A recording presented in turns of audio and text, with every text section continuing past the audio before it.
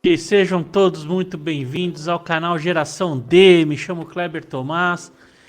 Estamos aqui transmitindo ao vivo para o YouTube, Twitch TV, Twitter, fazendo nossas lives diárias aqui, nossas lives desse bate-papo nosso gostoso. Então sejam muito bem-vindos nessa noite aqui de sábado, um pré-feriado, aí o início do nosso feriado.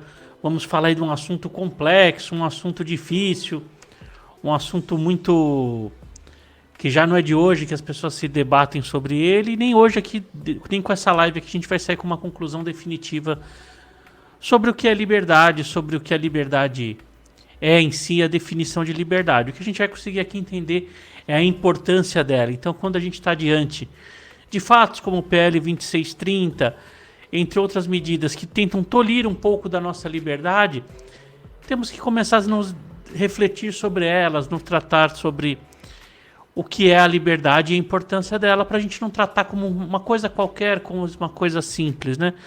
Então acho que hoje o objetivo aqui dessa live vai ser uma live um pouquinho mais paradona, mais reflexiva, mais filosófica, porque a gente precisa entender o conceito mesmo de tentar entender o conceito, entender a importância da liberdade pra gente, a liberdade como um todo que se manifesta na sua liberdade de expressão, liberdade de ir e vir, liberdade de existir, a liberdade de vida, liberdade de escolhas. Então, assim, elas estão todas dentro do guarda-chuva da nossa filosofia moral, da nossa ética, né? Dentro da nossa condição existencial hoje. Então, quando a gente vê a importância da liberdade, a gente começar a se debruçar aqui sobre todos os questionamentos, a gente vai ver que é algo muito importante que tem que ser debatido muito devagar, muito tranquilamente, com muita calma sobre todos os temas, as que envolve quando a gente vai cercear ela. Então a gente, primeiro, vamos começar do início ali, a gente trazendo ali o entendimento do que é liberdade. A liberdade, primeiro a gente começa a ver liberdade entre os fatores humanos, entre os fatores naturais. E vamos deixar um pouco a nossa humanidade de lado e vamos começar a olhar fatores naturais. Por exemplo, a gente olha ali, a gente começa a ver as interações naturais, como por exemplo o vento. O vento ele venta, ele devido a situações circunstanciais, situações específicas, situações determinadas, ele se inicia, ele começa, ele sopra de um lado, de outro. Quando ali a gente começa a nos debruçar sobre, por exemplo, a pera ela vive dentro de uma existência que são fatos, interações com o mundo que faz ela existir dentro de uma natureza única, uma natureza específica, que é a da própria pera. Então a pera ela vai ser pera. Ela vai plantar se o solo tiver as interações corretas, se tiver o volume adequado de água, ela vai se desenvolver, a pereira. Aí a pereira, dentro de iluminação, sol e todas essas interações, ela vai dar o seu fruto, que é a pera, e a pera não vai ter opção, ela vai amadurecer, ela vai se tornar verde, vai amadurecer e vai sim cair do pé. Por mais que ela queira negar isso, que ela tente não interagir diferente com o mundo, ela é limitada a esta interação. Então assim, ela não vai ter jeito, ela vai amadurecer, cair ao chão, iniciar um novo ciclo, porque ela é fechada às interações humanas, às interações do mundo, às interações da natureza, às interações do nosso mundo. Só que aí quando a gente traz esse aspecto, olhar essa questão de vida, porque a liberdade é a nossa própria vida, é a nossa própria existência de vida. A gente não faz uma simples reação à interação nós com o mundo. Nós somos mais complexos, começamos a ter nossa humanidade complexa. Aí a gente já passa para o entendimento de que nós somos o quê? Frutos de reações aos naturais, somos frutos de escolhas, somos a própria gênese da nossa humanidade, nós somos a própria criação da nossa humanidade. Dali daquele ponto que a gente olha, fazendo paralelo à pera, a gente faz escolha se a gente vai estar de um lado, do outro, se a gente vai beber água, não vai beber água, se a gente vai estar com mais frio, menos frio, se vamos comer, fazer exercício. Então a gente começa ali dentro de umas várias escolhas, de várias liberdades de escolhas que vão nos definindo quais seres humanos nós vamos ser, que tipo de interação nós vamos ter com o mundo.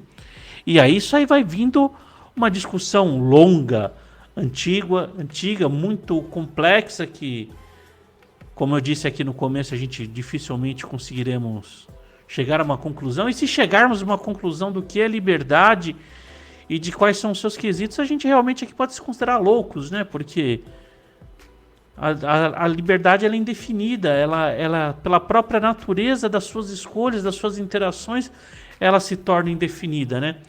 Então a gente trazendo aqui uma provocação de Schopenhauer, filósofo alemão. Schopenhauer, ele diz o seguinte, ele traz uma seguinte anedota: a liberdade é a possibilidade que a gente faz de escolher. É a liberdade que nós temos de escolher. Aí a gente começa a fazer uma provocação, e eu trago esta provocação, e essa é só uma provocação de Schopenhauer. Se nós temos que ter vontade para ter a liberdade de fazer as escolhas, então nós somos escravos das nossas próprias escolhas, ou seja, nós temos uma limitação das nossas próprias escolhas. Precisamos primeiro ter as nossas escolhas para assim haver a possibilidade da liberdade das escolhas dela. Mas e se a gente pôr no papel, começar a pôr ali, reduzir a termos, você vai ver que é uma provocação e é simples a solução disso. Só que assim, para a gente conseguir entender esse conceito de liberdade, fora da interação natural, que traz o nosso pensamento hoje atual, moderno cristão, nosso pensamento ocidental cristão, que nós somos o centro do universo, o centro da criação, não o centro do universo, mas o centro da nossa criação, da nossa própria existência de vida, que a nossa vida está focada dentro dessa liberdade, que o cristianismo traz como livre-arbítrio, a definição do que seria o livre-arbítrio, que a gente não é só um conjunto de nexos de casualidades, que mesmo de formas indefinidas, então, vamos lá, o vento ele está dentro de nexos de casualidades que a gente até às vezes não tem compreensão, porque a temperatura, o vento virou, não sei o que, o vento se torna mais forte, mais fraco. O ser humano não, ele dentro do livre-arbítrio dele, dentro das questões pessoais dele, questões da interação com o mundo, ele vai muito mais além disso. E aí a gente começa a entrar naquele conceito do livre-arbítrio, do que o cristianismo traz para nós como livre-arbítrio, é o pensamento dominante ocidental, livre-arbítrio, que sim, nós temos como fazer as nossas escolhas para a própria vida, nós somos criações, nós criamos coisas, nós desenvolvemos coisas, nós simplesmente não existimos, porque se a gente for lá discutir o livre-arbítrio de um sapo, o sapo ele só coacha, ele vai estar ali à beira da represa, vivendo de acordo com seus instintos, então se tiver água ele vai nadar, se ele tiver alimento ele vai se reproduzir, e essas variáveis, esses nexos de casualidades que vai determinar a vida dele. E não necessariamente as escolhas dele, o que acontece diferente no ser humano. O ser humano, se não tem água, ele vai lá tentar produzi-la, ele vai tentar estocar o alimento, ele faz até a reprodução dele, independente das condições favoráveis sociais. Então olha que complexo que a gente chega aí na liberdade, quando a gente começa a se aprofundar nessa questão da liberdade no ponto de vista do livre-arbítrio, das nossas condições de escolher. E aí essa singularidade humana, quem começa a definir de melhor forma é Platão. Então Platão ele define, ele propôs um tipo de pensamento que nós estamos definidos em dois mundos. Nós temos o mundo das ideias e o mundo da realidade. E aí como ele explica isso? Como ele traz de uma anedota também, o filósofo Platão. Platão ele traz para a gente a anedota da caverna. Eu não sei se vocês já têm conhecimento ou tem, mas eu vou aqui relembrá-los, caso já tenham. A caverna estariam os escravos, estariam dentro da caverna, olhando contra a parede, uma projeção de luz, sombras, luzes deformadas, e eles entenderiam que aquilo é o mundo, que o que eles estavam vendo ali era o mundo, era a realização, era a realidade, era o mundo. Então aqueles escravos ficavam sentados, virados para a parede, vendo ali as interações do mundo, igual aqui estão passando imagens atrás, é uma projeção, o projetor está à frente, então é como eu tivesse virado para lá, olhando aquelas imagens disformes, porque se a gente imaginar a luz numa caverna, tem dia que vai estar mais iluminado, dia menos iluminado, dia com chuva, vento, poeira, tudo aquilo vai atrapalhar. Então ele vai ter uma imagens disformes, até que um dos escravos ali se rebela, se levanta contra aquilo e descobre a saída da caverna. E quando ele sai da caverna, ele tem aquela interação dolorosa, porque ele descobre a luz, ele descobre aquela beleza do que a luz e aquela dor nos olhos, e ele leva um tempo para se adaptar àquela nova realidade. E aí ele começa, diante daquela nova realidade, observar que sim, ele estava olhando uma projeção, que ali ele começou a se deparar com as coisas reais, com os animais reais, com o mundo real, qual ele se deparava com todas aquelas imagens que ele via projetada, que ele via disforme. E aí ele, ansioso para contar as boas novas aos demais e libertá-los, volta dentro da caverna e sofre o mesmo embate, sofre o mesmo sofrimento, porque aí é não já da luz, mas sim da escuridão.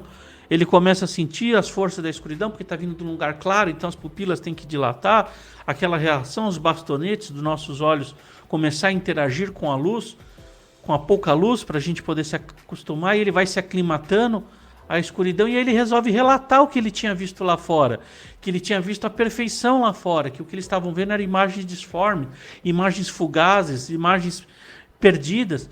E aí ele começa, diante daquele relato, passar pela primeira interação humana, que é a chacota. Começaram eles chacotar, fazer mangá dele ali, fazer piadas do que ele estava vendo, você é louco, você é um débil, e aquelas agressões, aqueles chacotas, aí partem para um novo estágio, que é a agressão, porque começam a se juntar para agredir ele, porque ele começa a relatar e mantém-se relatando mesmo dentro da chacota. Olha, o que vocês estão vendo são projeções, são disformes, lá fora existe um mundo perfeito, um mundo real, um mundo incrível, um mundo maravilhoso.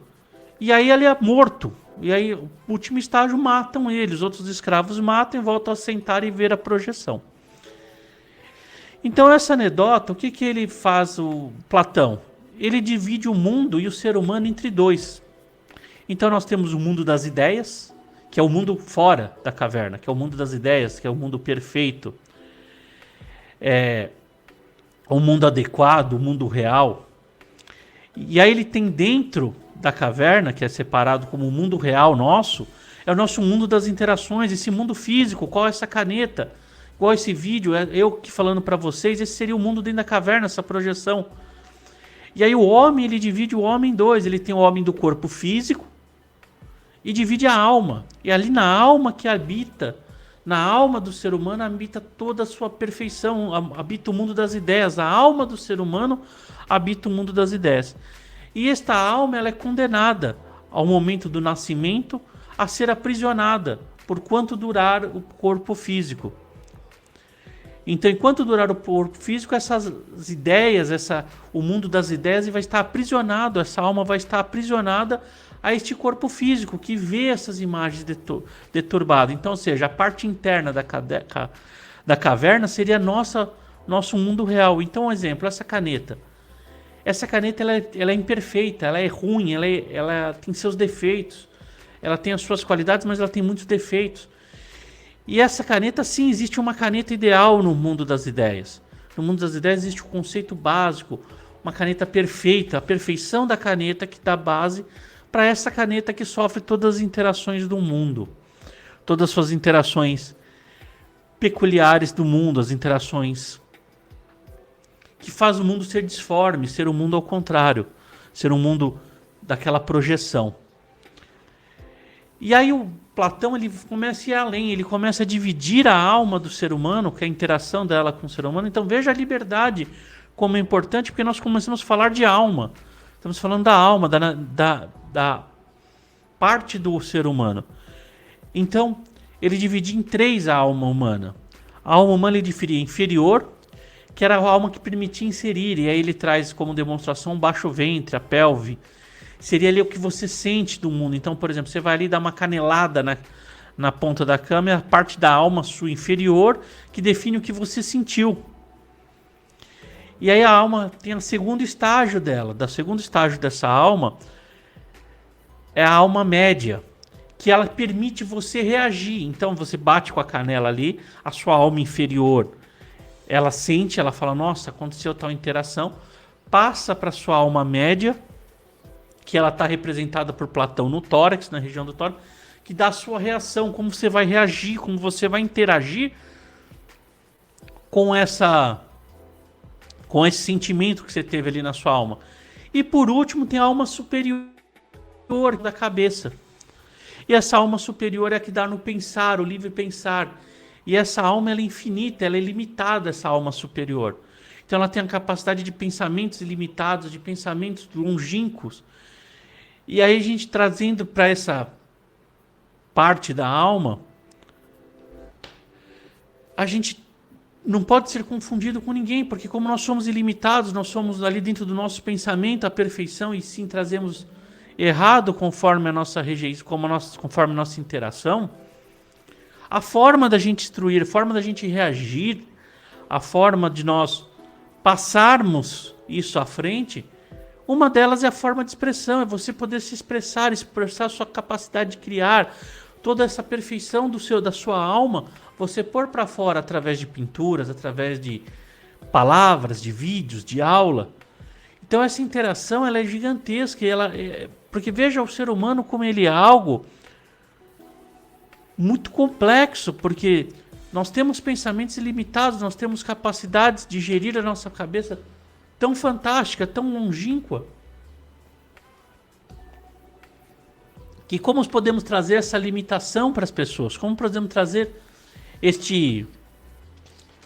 falar, olha, você não pode ir até lá, você não pode se expressar até esse tanto.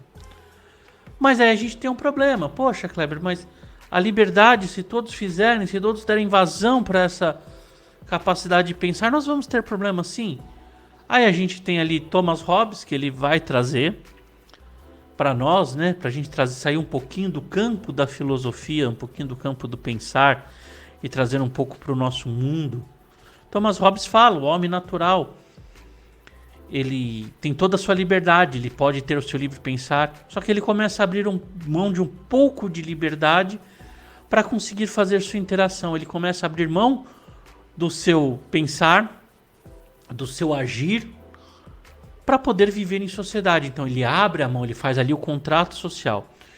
Então nós já temos no mundo de hoje, trazendo a gente, fazendo esse paralelo, esse grande paralelo, esse pensamento da liberdade de expressão, nós trazemos aí para o PL 2630, nós já temos no nosso ordenamento jurídico, nós já temos no nosso livre pensar aqui limitações que estão lá definidos como crimes, calúnia, difamação, injúria, que já é uma limitação mínima, porque tem que ser mínima, essa interação de limitação desse pensar tem que ser mínima, porque se a gente começa a aflorar, avançar nisso, fora as questões políticas de você poder perseguir, você começa a limitar o esplendor humano, essa capacidade dele aflorar essa alma do ser humano que faz nós sermos diferentes de todos os animais, que faz um ser diferente de todos os seres que habitam o mundo.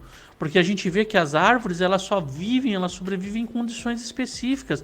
Elas não vão lá e produzem ferramentas, não modificam o habitat ao seu redor para poderem agir. Elas simplesmente vão reagindo conforme o que cerca ela. Ela tem mais sol, época do ano que tem mais sol, época que tem mais frio, mais chuva, e ela vai indo nessas reações.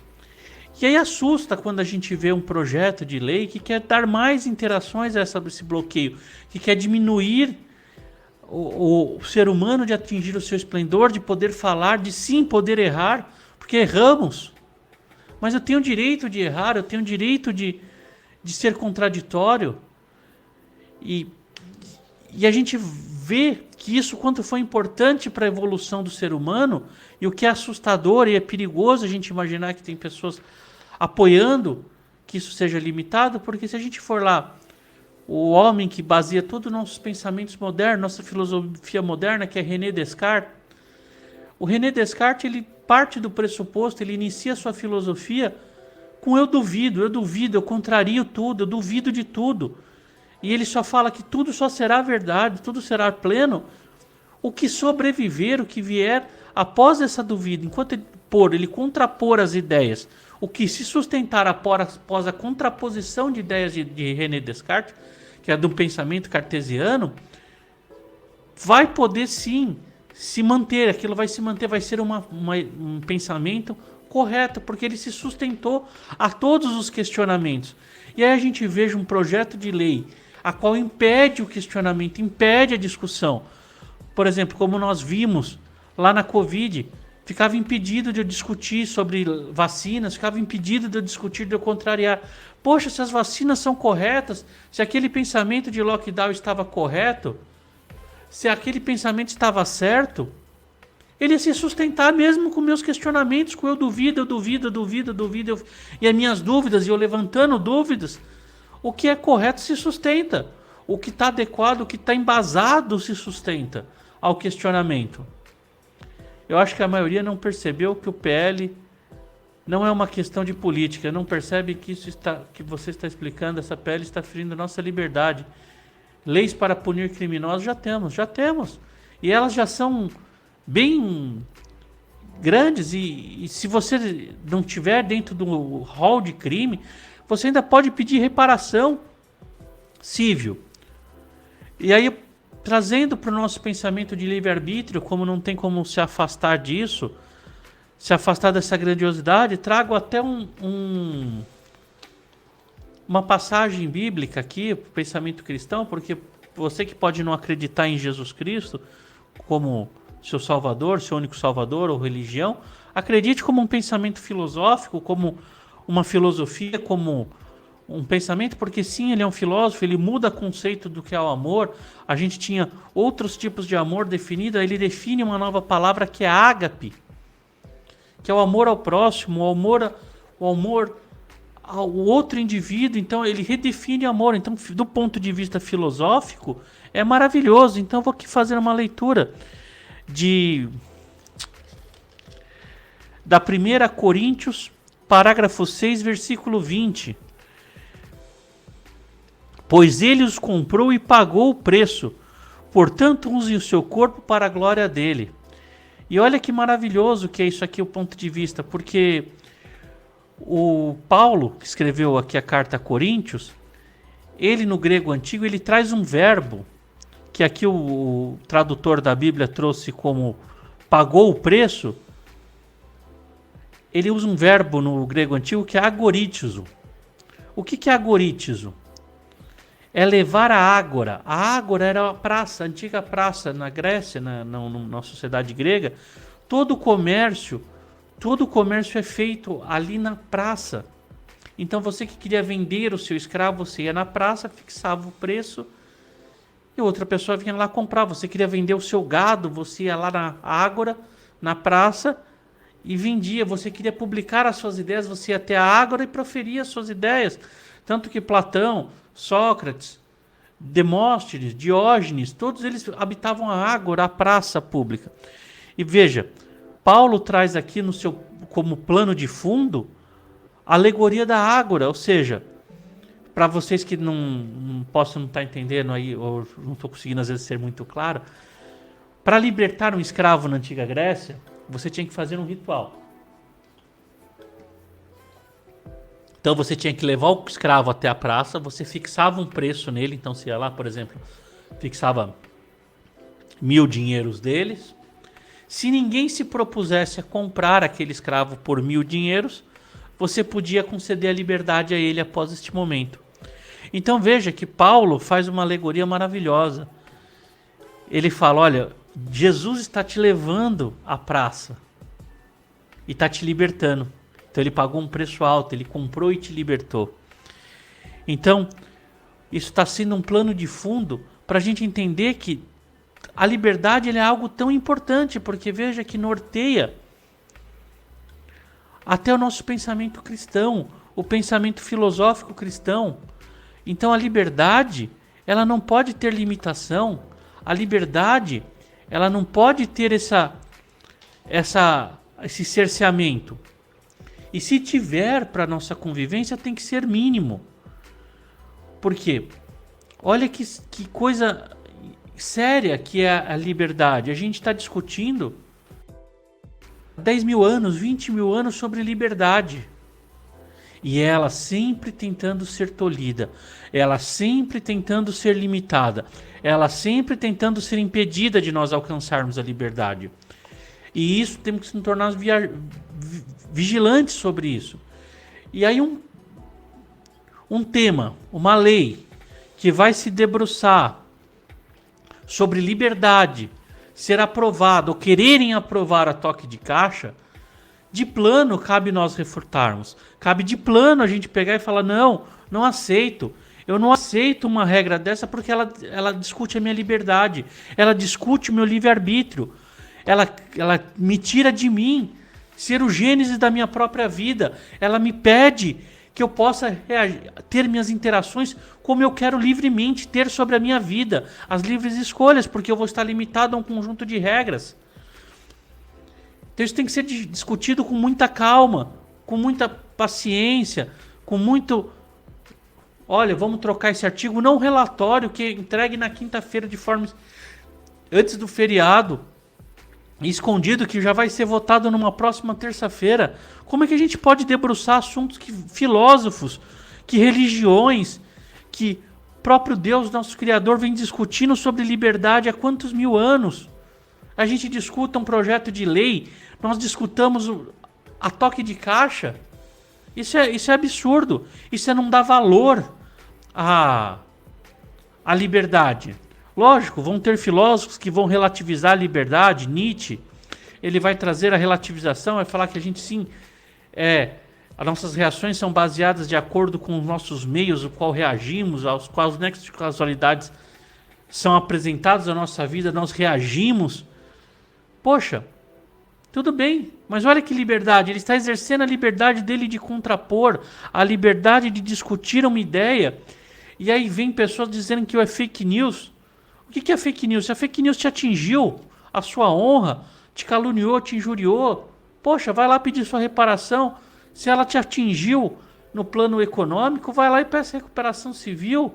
Agora, fora isso, o que é fake news? Isso é impossível de definir. Ela é fake news no ponto de... Hoje, por exemplo, vamos trazer aí um mundo. Até o que a gente sabe, não existe vida fora do planeta, só existe vida no planeta Terra. Até onde nós sabemos. Então, se eu falar hoje que não existe vida fora da Terra, estou cometendo um fake news? Ou estou amparado por questões científicas? E aí aquele ser humano que defende, sim, que há vidas fora do planeta Terra, que existe vida, mas, por exemplo, hoje, na data de hoje, não há comprovação. Ele está cometendo um fake news? E aí, amanhã se prova que ele estava certo, então hoje eu que estava com embasamento científico, vou ter que mudar, porque diante de um disco voador, de naves, de alienígenas aqui no nosso planeta, eu não tenho como dizer que não existem. E aí eu vou estar dentro disso, aí eu vou começar a incidir num fake news. Veja como definir o que é verdade e o que é mentira é complexo. De definir o que a pessoa está pensando, está certo ou errado, como é complexo, eu acho que isso não caberia a ninguém a dizer, porque isso fere a liberdade. E quanto esta liberdade é tirada de nós como os escravos, o escravo, ele não tem a liberdade, ele não tem o direito de pensar, ele é tratado como coisa, ele é como um sapo. Ele vive sobre as interações que o mundo faz com ele. Como o vento venta, e não tem como ele fazer diferente. O vento não pode acordar amanhã e falar, olha, eu quero ser chuva e vou me tornar uma chuva. Ele não se torna, ele vai ser vento porque ele é vento.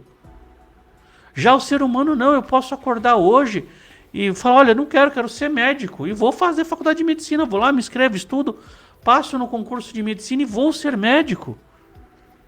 Porque sim, é me dada essa liberdade. É me dada essa condição especial em relação aos outros itens da natureza, aos outros seres que habitam o nosso mundo. Nós temos essa diferença dos outros seres. Por exemplo, cães, às vezes as pessoas tratam cães como humanos, podem fazer o que quiser, eles no final do dia eles latem, correm como cães, cheiram como cães, interagem ao mundo como cães. E nós podemos sim fazer diferente. Podemos ir mais além. Como estamos aqui tendo máquinas que substituem membros nossos. Então que é assustador a gente imaginar que uma sociedade permita que a sua liberdade seja discutida de forma tão chula, de tão rápida. Uma sociedade fala, não, isso a gente tem que discutir com muita calma, com muita paciência, com muitos detalhes. Vamos ver todos os detalhes que compõem essa situação. Porque senão a gente vai estar nos levando, nos permitindo a ser coisas, ser outros objetos, a perder a nossa divindade, a perder o nosso livre-arbítrio. E ter o nosso livre-arbítrio não afasta as nossas responsabilidades pelos danos que causamos. E não é isso que alguém quer. Quando o pessoal defende que vocês querem continuar propagando fake news, pô, não é isso. Em momento algum queremos isso. Todos nós devemos ser responsáveis pelo aquilo que propagamos, pelo aquilo que falamos, pelas nossas interações no mundo, devemos ser responsáveis e pagar por essa responsabilidade. Agora é estranho.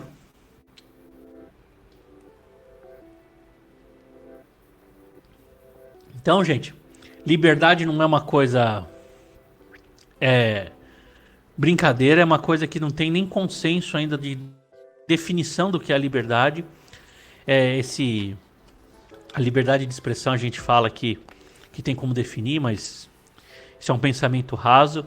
Eu trouxe aqui pequenos pensamentos, pequenas partes da história sobre o que é um pensamento, do que pode ser a liberdade, de como interar a liberdade, mas é um pensamento muito pequeno, muito rápido, porque é um assunto que nós podemos debruçar vidas. Estou falando aqui de filósofos, de pessoas que debruçaram a vida inteira sobre conceituar liberdade, conceituar a interação da liberdade do ser humano com o seu mundo externo, do seu eu íntimo com o mundo aí fora. E toda essa interação ainda não se chegou a consenso. Então, como uma lei aprovada do dia para a noite pode chegar a consenso de questões tão importantes, tão complexas de se lidar? Então, por bem, você tem que ir lá e cobrar o seu político de não votar nessa lei. Cobrar, não permitir que essa lei seja votada, e nenhuma lei, quando fala de liberdade, que seja aprovada nessa correria. Imagina, nós temos essa proteção penal desde 1942. E tem gente que tem dúvida ainda de como aplica calúnia, injúria e difamação. Está desde 1942 nosso Código Penal. Nós temos 10 mil anos de histórias ou mais discutindo sobre liberdade, temos não temos consenso sobre o tema. Então, e aí vamos ter com o Arthur Lira, com o Orlando Silva, de uma noite, de um dia para noite, definir de forma mágica, bala de prata, vamos resolver todos os problemas de fake news, isso vamos acabar com tudo isso? Não, isso é super complexo. Platão não conseguiu definir, Schopenhauer não conseguiu debruçar sobre isso, Nietzsche não conseguiu, ninguém conseguiu chegar a um consenso pleno sobre liberdade. Então, assim, quando vamos discutir coisas que cerciam nossa liberdade, elas têm que ser feitas com muita calma, muita técnica e muita paciência. E muita tranquilidade. Muita. Gente, ficou claro aí um pouquinho a respeito de liberdade? Se surgiram algumas dúvidas, tem alguma dúvida aí? Surgiu algum questionamento? Tem a oportunidade aqui de mandar mensagem, fazer a pergunta. Se não também surgir, às vezes a gente falou aí meio rápido, a gente refletir mais sobre isso vier. Estou aí nas redes sociais disponível para estar debatendo esse tema, para a gente fazer perguntas, discutir. Estamos abertos aí caso não tenha dúvida, não tenha surgido algum questionamento, alguma dúvida. Não, estou disponível aí nas redes sociais. Só vocês procurarem a gente aí nas redes sociais e fazerem as perguntas aí, que nós vamos estar respondendo na medida do possível como pode. Então, gente, eu acho que a questão de liberdade é isso. Para a questão prática, no momento que ela está sendo atingida pelo 2630, dá para ter uma noção um pouco do que estamos discutindo, do tamanho do problema que a gente pode estar entrando, da complexidade desse tema. Então, acho que só por essa pequena explanação aqui já é mais do que suficiente para a gente entender que devemos votar contra, que não queremos que aprovem lei nenhuma a respeito disso e que vamos lidar com o que já está bom, mas sim que estamos abertos a sentar e discutir com muita calma e tranquilidade novos mecanismos, porque enfim são necessários, porque essa discussão ainda está acontecendo no mundo. Então, eu acho que é importante a gente procurar esses políticos, procurar a rede social para fazer isso aí. Eu acho que é muito importante. Acho que a gente tem que se dedicar muito esses dias até terça-feira, porque depois disso a gente pode viver um marco muito grande. Como a gente viu que a Ágora A praça pública era tão importante na Grécia Antiga para negócios, para situações. Hoje a nossa nova praça pública é a rede social, nossa ágora é aqui. Então não podem tirar nossa ágora, senão a gente não vai cumprir nem o ritual para ser liberto, de ser levado a ágora lá para ser liberto. Então, se retirarem a ágora de nós, aqui o que será, né? Tá certo, gente?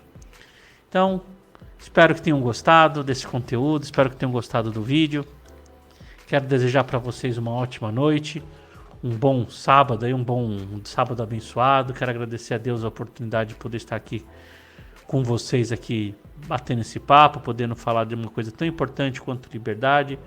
Quero agradecer o carinho de todos de estarem aqui comigo até esse horário aí, tá aqui com a gente, tá acompanhando. Muito obrigado.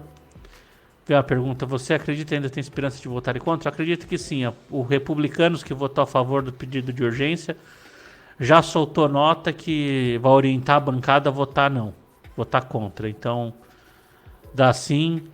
As Big Techs também se posicionaram todas contra, o Meta, TikTok, Google e as empresas correlacionadas a eles. Então acho que não vai ser aprovado, mas independente disso a gente tem que ser vigilante, trabalhar, forçar e fazer a nossa parte. Mas acredito sim que a esperança está grande, eu acho que não vai acontecer, mas não podemos trabalhar com isso, com não vai acontecer. Vamos trabalhar com o pior cenário, que sim, tem grande chance de ser aprovado e vamos lá lutar contra. Para não ser, vamos mostrar que a gente está contra isso. Então, fora a leitura que a gente fez do PL 2630, que já mostrou tecnicamente que ele é uma bosta, agora a gente fez uma questão aqui filosófica para entender o conceito de liberdade de expressão, o quanto é difícil a gente se debruçar sobre um tema desse. Tá certo, gente? Então, uma boa noite para vocês, um bom descanso. Vamos estar entrando, acompanha a gente nas outras redes sociais, no Instagram, no TikTok, a gente vai estar sempre avisando aí quando vai ter conteúdo nessas redes, que são conteúdos mais curtos, e quando a gente entrar ao vivo aqui. Tá certo, gente? Uma boa noite para vocês, um bom descanso, um ótimo domingo. Amanhã vamos ver se tem live ou não, ainda não sei.